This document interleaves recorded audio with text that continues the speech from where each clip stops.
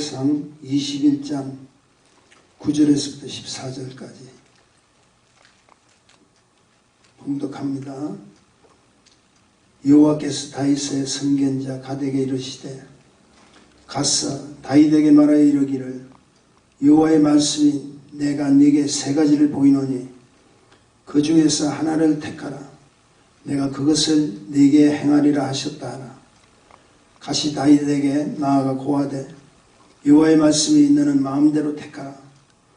혹 3년 기근일지 혹 내가 석 달을 대적에게 패하여 대적의 칼에 쫓길 일인지 혹 여호와의 칼 곧 온역이 사흘 동안 이 땅에 유행하며 여호와의 사자가 이스라엘을 온 지경을 멸할 일인지 하셨나니 내가 무슨 말로 나를 보내신 이에게 대답할 것을 결정하소서.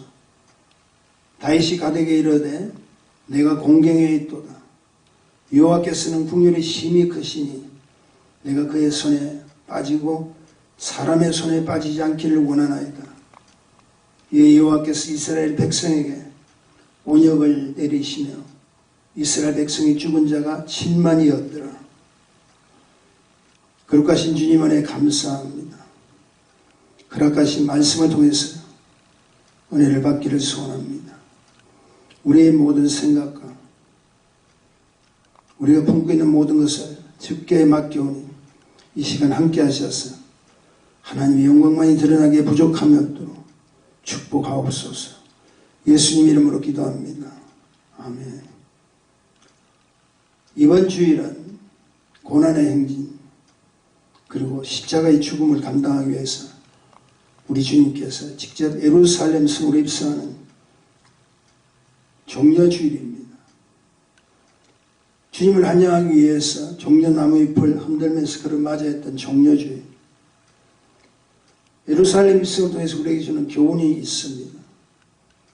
그 교훈은 마침내 주님이 이 땅에 오시고 하나님께 허락해 주신 모든 일들을 행동을 직접 옮기시기 위해서 예루살렘에 하나님께서 예배하시고 준비하신 그 일을 감당케 하시기 위해서 우리 주님 반드시 오셔야만 했다는 사실입니다. 내 뜻이 아닌 하나님의 원함을 감당해야 될 하나님의 자녀가 바로 우리 모두라고 생각합니다. 여기 있는 우리라는 사실을 믿으시면 아멘 하시고요. 한마디로 다시 말해서 우리의 뜻이 아니라 하나님 뜻, 하나님의 자녀로서의 바른 길이 무엇인가를 가르쳐주는 내용이 종려주일입니다. 다시 말해서 이 땅에 하나님께서 허락해 주신 귀한 사명을 감당하기 위해서 예수님은 반드시 예루살렘 성을 입성하지 않으면 안 됩니다. 그 성을 들어가야만이 하나님 기뻐하시는 당신의 일을 취할 수가 있다는 거죠. 우리가 잘 아는 순환의 고통과 그리고 십자가의 사건을 통해서 우리에게 허락해 주신 부활의 첫 열매가 되시기를 원하시는 주님의 축복이 있다는 겁니다. 저는 말씀을 준비하면서 이런 생각을 갖습니다. 오늘 우리에게 허락해 주신 다윗의 내용입니다. 다윗은 하나님께서 특별히 그를 사랑하셔서 목자이던 다윗을 뽑으셔서 기름 부어주시고 앞으로 하나님의 왕으로서 쓰임받기에 부족함이 없는 이스라엘의 두 번째 왕으로 임명하시는 축복이 있었습니다. 하나님이 함께 하심으로 다윗의 생애를 자세히 보면 가는 곳곳마다 승승장구입니다. 전쟁을 치를 때마다 하나님께서 함께 하셔서 하나님의 축복을 허락해 주셨다는 거죠. 그런 다윗이 어느 날 자신의 군대의 장관이었던 요압을 부르고 그 요압에게 명령을 하나 합니다. 그 명령이 바로 무엇이냐면 인구조사라는 명령입니다. 인구조사 필요하죠. 우리에게도 얼마 전에 센서스 인구조사를 하기 위한 일들이 지금도 진행되는지 모르겠습니다만 그런데 그 인구조사를 하라고 다윗이 자기의 직속인 자기를 가장 따르는 요압에게 허락하신 그 인구조사의 명령 속에는 보이지 않는 다윗의 속셈이 있었다는 거예요. 그 이유가 무엇이냐면 전쟁을 치르면서 하나님께서 역사해 주셨지만 자신을 따라서 수많은 전투 속에서 함께 싸웠던 용사, 승리한 용사의 수가 얼마나 많은가를 파악하기를 원한다는 거예요. 그 숫자를 통해서 자기 위로를 스스로 받기를 원하고 그 숫자를 통해서 어쩌면 자기 가시욕을 발휘하기를 원합니다. 한마디로 말해서 내가 이런 자다. 조사 결과는 칼을 뺄 수 있고 넣을 수 있는 용사가 110만입니다. 그리고 유다 백성 중에서 칼을 뺄 수 있는 자가 47만. 도합 157만이라는 그 숫자를 발견해야 됩니다. 이 숫자는 당장이라도 지금 전쟁을 치를 수 있는, 전쟁이 나면 앞장서서 달려갈 수 있는 용사의 숫자라는 거죠. 사실 요압은 왕의 잘 모르는 사실 속에 이미 왕의 속셈을 알고 있습니다. 그래서 그는 인구조사를 하면서도 레위 지파와 베냐민 지파들을 계수하지 않습니다. 한마디 말해서 하나님의 허락하신 일이 아니었다는 사실을 알고 있는 거예요. 자기가 섬기는 다윗의 속셈을 한 요압은 그 인구조사를 한마디 말해서 뭘 했냐면 무성의하게 했다는 겁니다. 전쟁에 나가 싸울 수 있는 지파가 아닌 자기 생각대로 했다는 거죠. 어쩌면 요압의 마음속에 우리 주인 다윗이 원하는 숫자 개념을 칼을 뺄 수도 넣을 수도 있는 용사들의 관심을 있음을 아는 자였기 때문에 한마디로 용사의 수가 많으면 다윗은 분명히 이렇게 생각할 겁니다. 내가 이런 사람이야. 근데 하나님은 진노하셨습니다. 7만 명이 온역, 역병이라는 불려지는 전염병으로 죽고 만다. 여러분 한번 생각해 보십시다. 인구조사 할 수도 있고 안 할 수도 있는 거죠.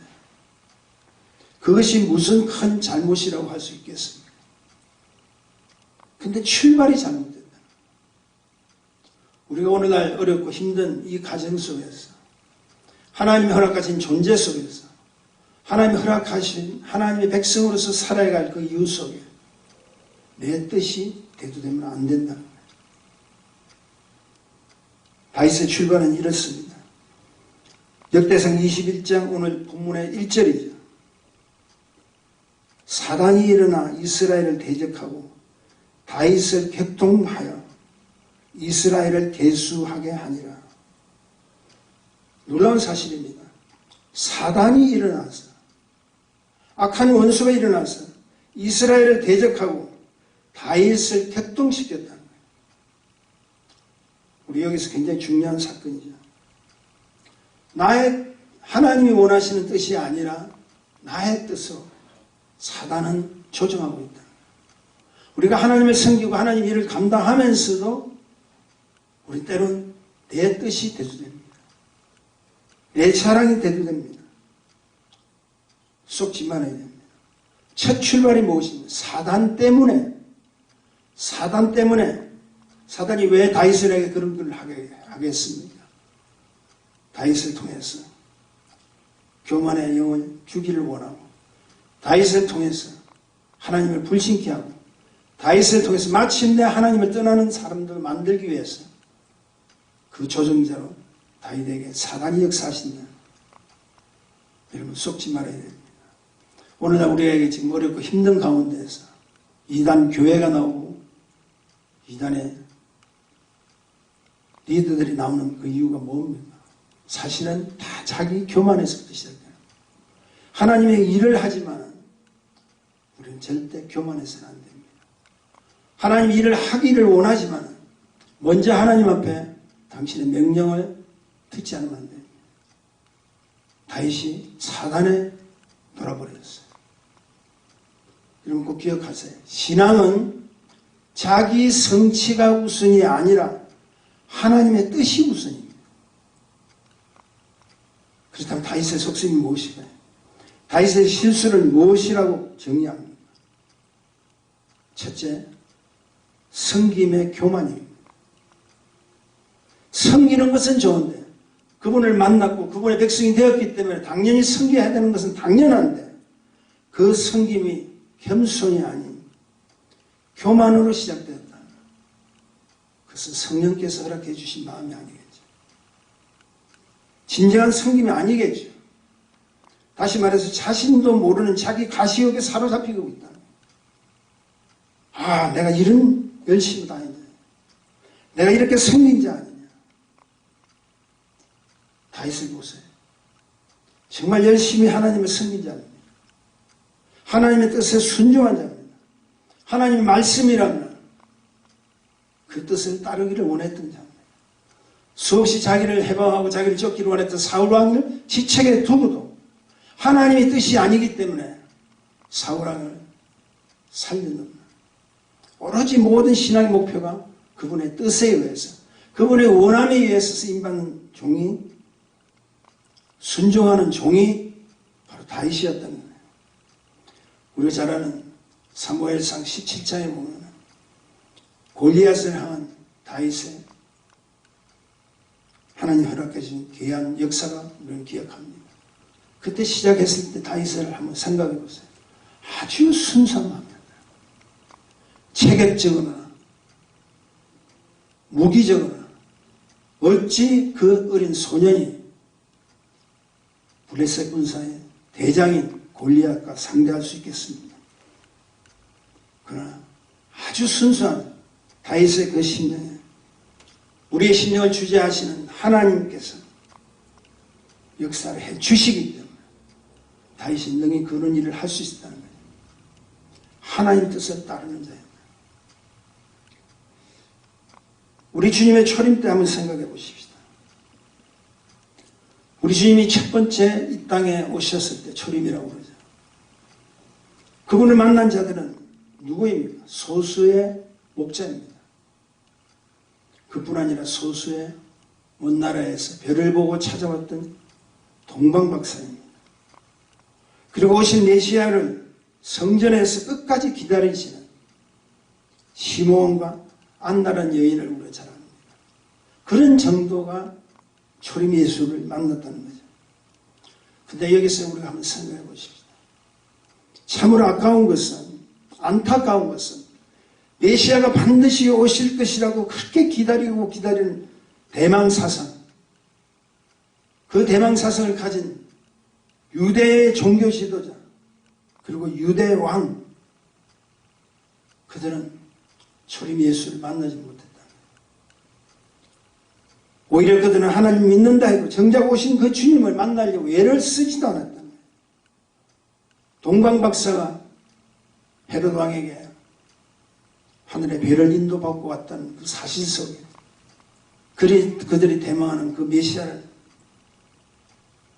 먼저 찾기를 원하고 갈급한 심정이 아니야.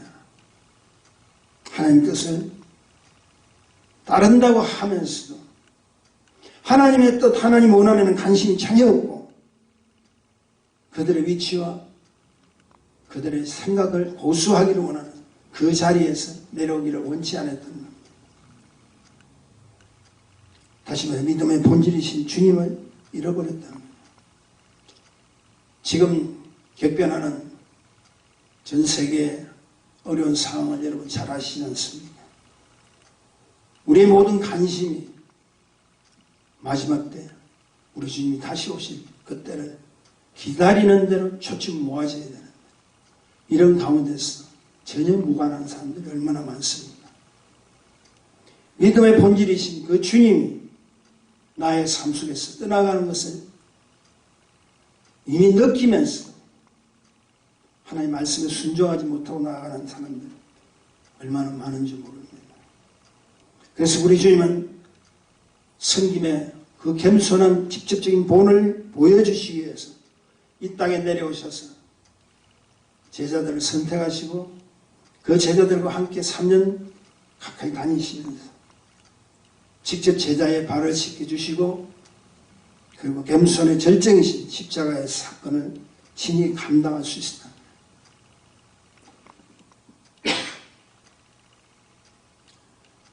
다윗의 실수가 또 있죠. 자기 중심입니다. 두 번째는 우리가 고려해야 될 다윗의 실수. 실수는 그 한마디로 이야기해서 잘못한 거예요. 하나님 그분의 뜻을 따르지 못했다.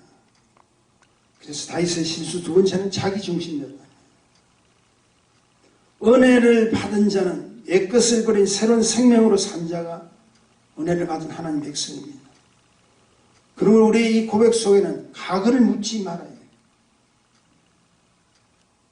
고린도후서 5장 17절 우리 너무나 잘 알고 있지 않습니까? 그런즉 누구든지 그리스도 안에 있으면 새로운 피조물이라 이전 것은 지나갔으니 보라 새 것이 되었도다. 이것은 내가 사는 자신의 삶은 언제나 주님과 더불어 사는 자가 되어야 한다는 거죠. 우리 압니다. 겟세마네 동산에서 땀이 피망울이 되기까지 기도하셨던 주님의 기도. 그 주님의 기도의 결론이 무엇이었죠? 나의 원대로 마옵시고 아버지의 원대로 하옵소서. 모든 것이야 아버지 뜻과 아버지의 원하신 대로 순종하기를 소원합니다는 말씀과 똑같습니다. 지금 이 시대에 가장 중요한 것은 하나님 말씀을 청종하기를 원하고 하나님의 뜻을 구하기를 원하고 하나님의 인도해 주신 그 길로 순종할 수 있는 축복이 필요한 겁니다. 어떤 방법, 어떤 길을 제시하는 분이 아니라 그분이 허락하신 그 때를 기억하면서 근신하여 깨어 기도할 수 있는 하나님의 축복이 되어야 된다. 다윗의 실수 세 번째입니다. 믿음의 초심을 잃어버렸죠. 다윗의 어린 시절을 한번 보십시다. 양치는 목자였죠. 불필이 불면서 하나님과 교제하면서 오직 믿음으로 산 자입니다. 여호와는 나의 목자시니 내가 부족함이 없다. 그가 푸른 초장으로 나를 누이시고 신만 물가로 나를 인도하시니 자기의 의를 위하여 나를 소생케 하시고 자기 이름을 위하여 하나님의 뜻을 구하게 하셨다. 그 다윗. 그게 다윗의 초심이었다. 우리 이 길로 다시 가야 됩니다. 우리의 순수했던 믿음이 필요합니다. 문제가 터지면 그 문제 속에서 아웅다웅하는 것이 아니라 먼저 무릎을 꿇고 내게 능력 주시는 주님, 나에게 모든 것을 제공해 주신 그 주님, 그 주님 앞에 나와야 하는 것이 초심입니다. 우리의 신앙은 어떤 환경과 어떤 문제 때문에 변질하는 것이 아닙니다. 이 순간에 이렇게 하고 저 순간에 저렇게 하는 것이 아니라 한 번 믿은 그 주님은 끝까지 놓치지 않는 닥친 문제 때문에 닥친 환경 때문에 우리 주위에서 일어나는 사건 속에서 깜짝깜짝 놀랐다고 했죠. 저분이 과연 거듭난 자인가? 저분이 과연 하나님을 믿는 하나님의 자녀들인가? 이전에는 열심히 믿고 섬겼는데 과거의 추억 속에서만 이야기하는 겁니다. 여러분 꼭 기억하세요. 믿음은 언제나 지금 이 순간 이 시간부터라는 걸 아셔야 됩니다. 그 사실을 아니까 사도 바울은 뭐라고 이야기합니까? 나는 날마다 주를 섬기기를 원한다. 우리 주님은 2000년 전의 주님이 아니고 지금의 주님이십니다. 앞으로도 우리와 함께 하실 주님이십니다. 그리고 우리는 그 주님을 믿고 따라가는 것이 진리입니다. 왜냐하면 믿음의 사람은 기억하세요. 교리를 따르는 것이 아니라 진리를 따르는 자인 것을 아셔야 돼요. 진리가 무엇입니까? 그분의 말씀입니다. 진리가 무엇입니까? 그분이 원하시는 사역입니까? 진리가 무엇입니까? 하나님 말씀에 따라 실제 행함의 자세가 진리입니다. 진리는 하나님 말씀만 내가 잘 알고 있는 것이 아니라 하나님의 원함에 따라서 그분의 사역을 어떻게 감당하고 하나님의 말씀을 따라서 전적으로 순종하는 그 사실의 실제가 진리입니다. 우리가 오늘도 하나님 말씀을 청종했다 할지라도 그 진리의 열매는 당신이 움직이는 그 가운데 하나님 축복의 열매를 맺을 수 있다는 겁니다. 그거 다시 회복받지 않으면 안 됩니다. 초심의 회복이 필요합니다. 우리 신앙의 회복이 필요합니다. 가난하게 오신 주님처럼 어린아이와 가부를 품어주신 주님처럼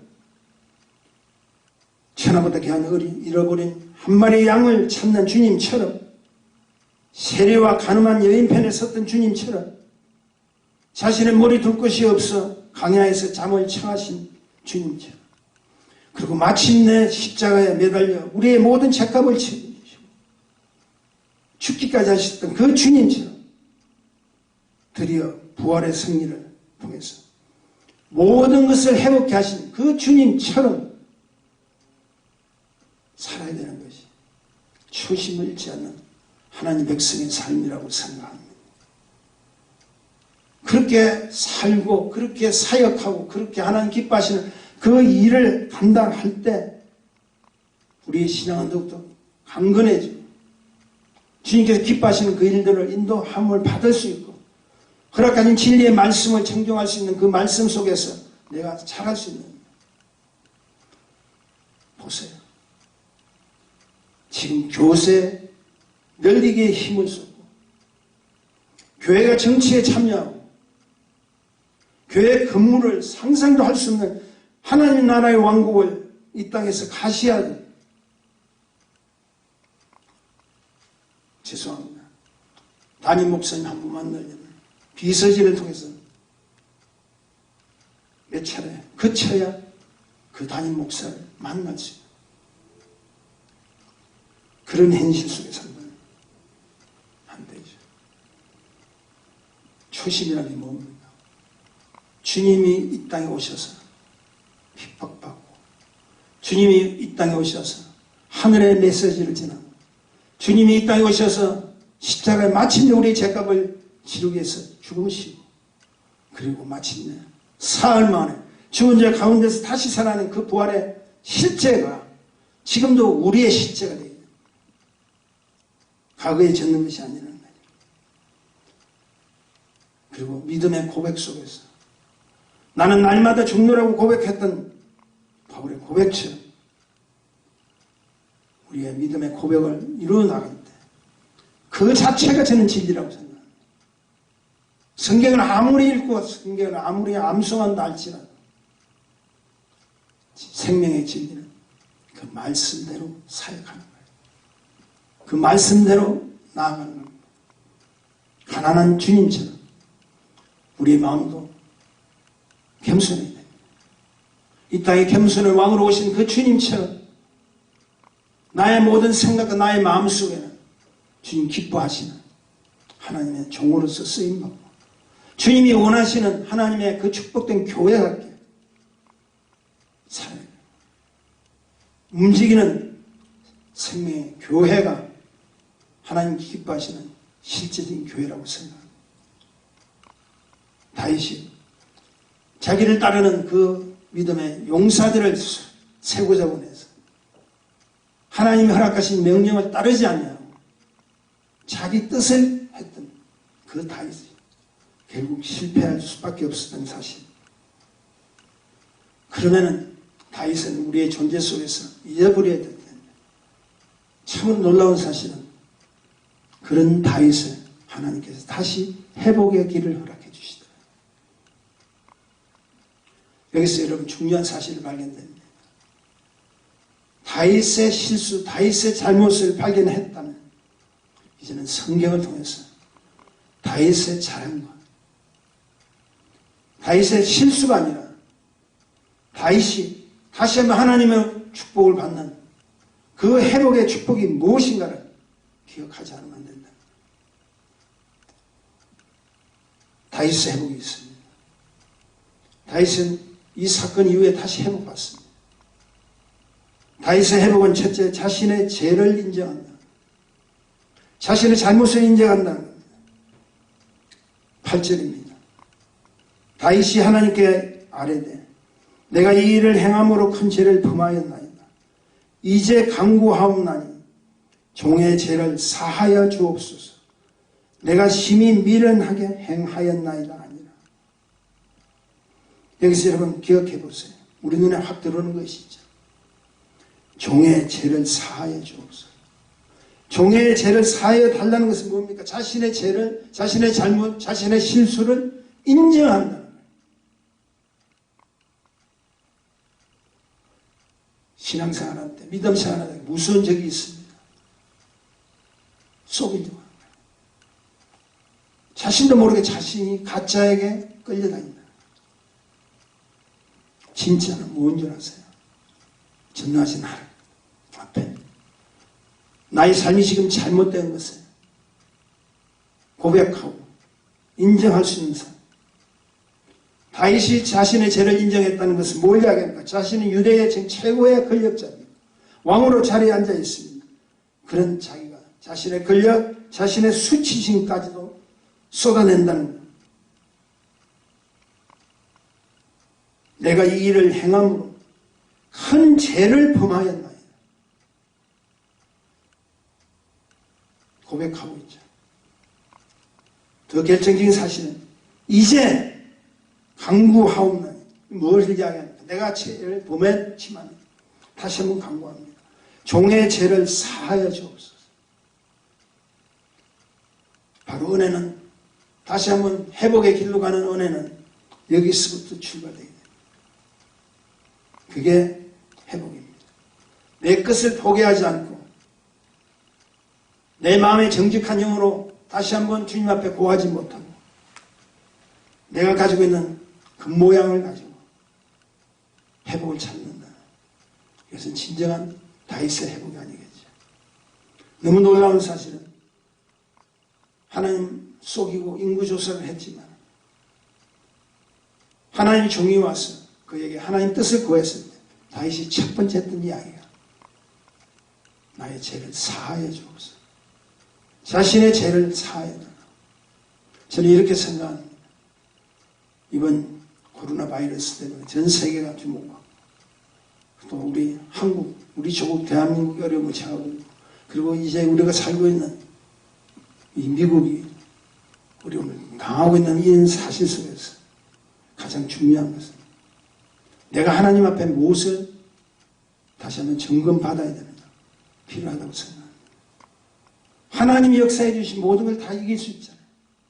그분이 나와 함께 하신 모든 것을 다 회복될 수 있잖아요. 그러므로 중요한 것은 다른 어떤 문제, 다른 어떤 환경이 아니라 하나님이 필요하다. 그리고 나의 삶의 지금 현재 위치가 무엇을 하고 있는지를 분명히 깨달아야 됩니다. 자기의 죄를 인정하는 데서 다윗은 회복받습니다. 두 번째 다윗의 회복은 이런 겁니다. 하나님의 궁효를 찾는 자였다. 13절입니다. 다윗이 가데게 이르되 내가 공경에 있도다.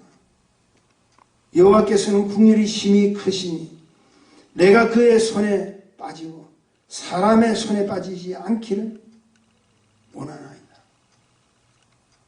이것은 뭘 이야기합니까? 비록 지나가는 삶 속에서라도 내가 살 수 있는 길은 오직 한 길밖에 없다. 그 한 길이 뭡니까? 하나님의 손길이라. 지금 내 문제가 많은 사람들이 주님을 영접하고 주님을 믿는 하나님의 백성, 성도라고 하면서도 우리의 모든 손이 지금 누구에게 잡혀있느냐면 전부 사람의 손에 잡혀있다.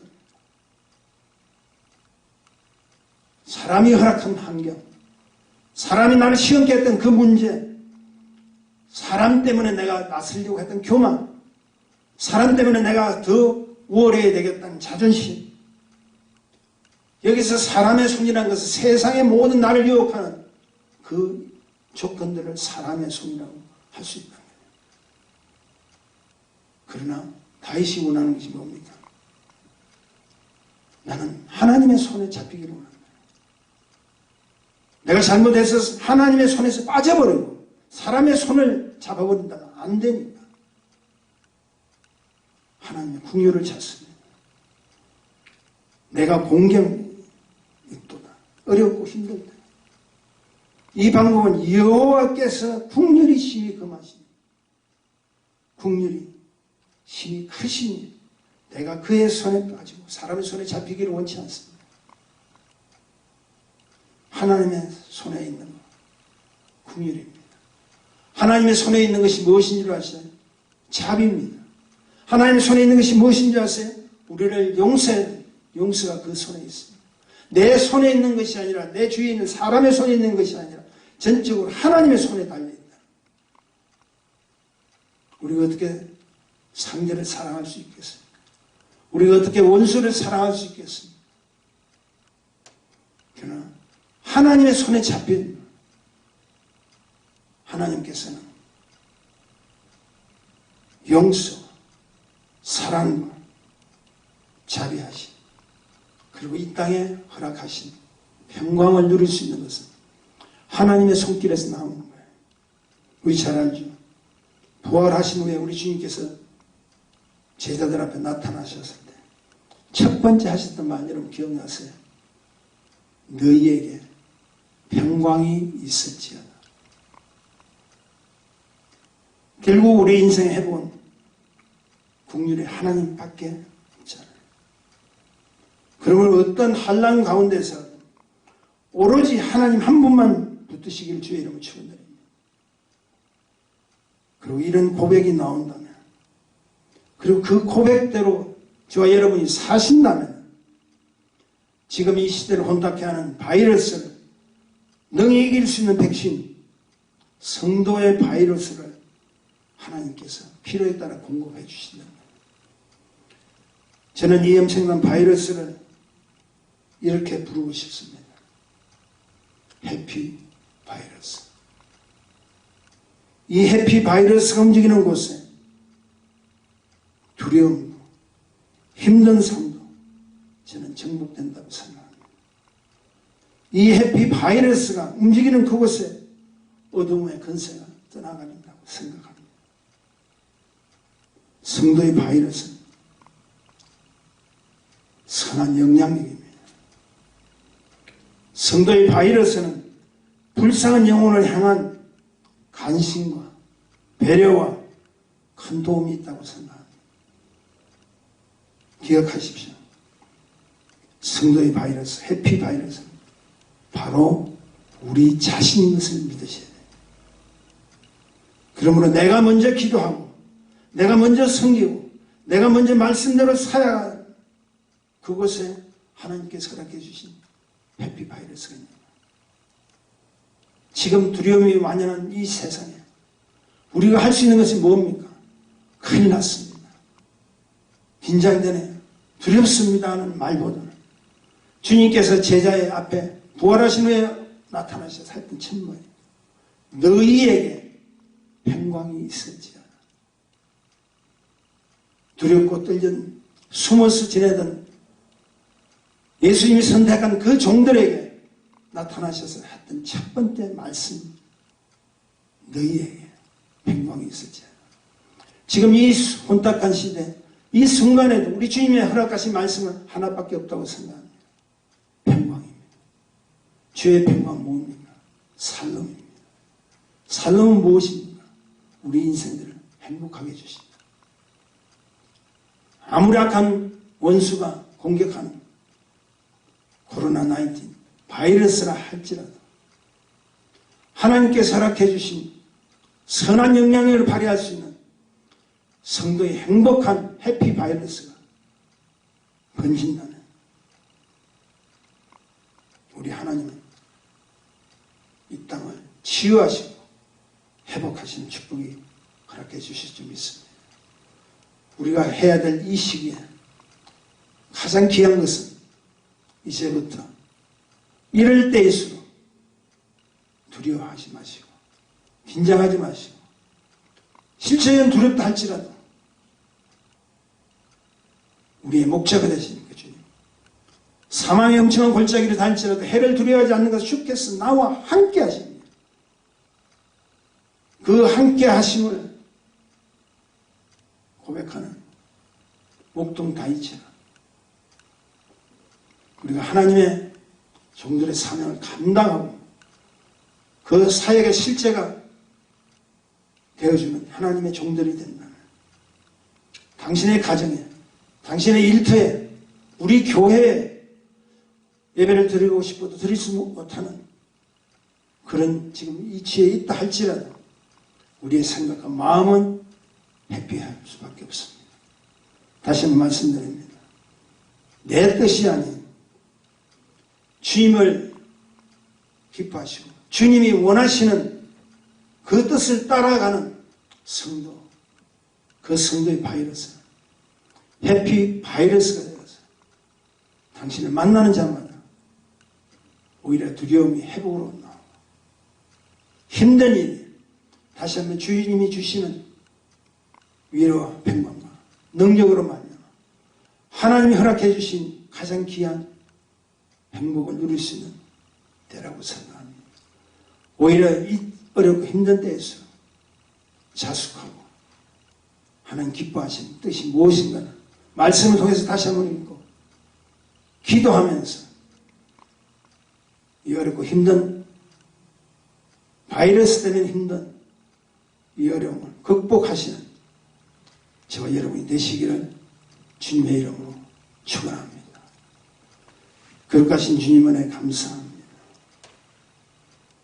우리가 할 수 있는 건 아무것도 없습니다. 우리가 그 어떤 것도 감당할 수도 없습니다. 그러나 우리는 성도입니다. 주님께서 택하신 하나님의 백성입니다. 우리에게도 바이러스가 있습니다. 그러나 우리의 바이러스는 해피 바이러스. 하나님 기뻐하시는 인생들에게 평강을 허락해 주시는 실제 바이러스인 줄 믿습니다. 선한 바이러스를 통해서 어둡고 힘든 믿음의 영혼들을 축복하시고 다시 한번 회복시켜 주신 하나님 축복이 있기를 원합니다. 이 종려주의를 통해서 우리 주님의 아버지께 순종하고 아버지의 뜻을 따르기 위해서 직접 예루살렘으로 돌아오시는 그분을 기억하게 하시고 하나님의 축복을 누릴 수 있는 참된 진리 속에 거하는 하늘의 백성이 되기를 소원합니다. 주여 함께 하시고 축복하소서. 말씀을 듣고 회복받기를 원하는 하나님 백성을 기억하셔서 저들에게 치유와 하나님의 능력의 역사하심을 통해서 하나님의 기적의 축복들이 일어나기를 소원하고 함께 하시고 특별히 우리 선교사님들 아무것도 할 수 없는 우리 선교사님들 기억하셔서 오히려 이 시간을 통해서 다시 한번 하나님의 믿음의 강한 용사가 될 수 있도록 축복하옵소서. 예수님 이름으로 간절히 축복하며 기도했습니다. 아멘. 지금은 우리 주 예수 그리스도의 은혜와 하나님의 만극하신 사랑하심과 성령의 내주 충만 교통 임재 축복하시니 이 어려운 환경 속에서도 오직 주만 바라보고 주의 말씀을 따라 살기를 작정하는 하나님의 모든 자녀들 머리 위에 지금부터 영원까지 함께 있을지어다.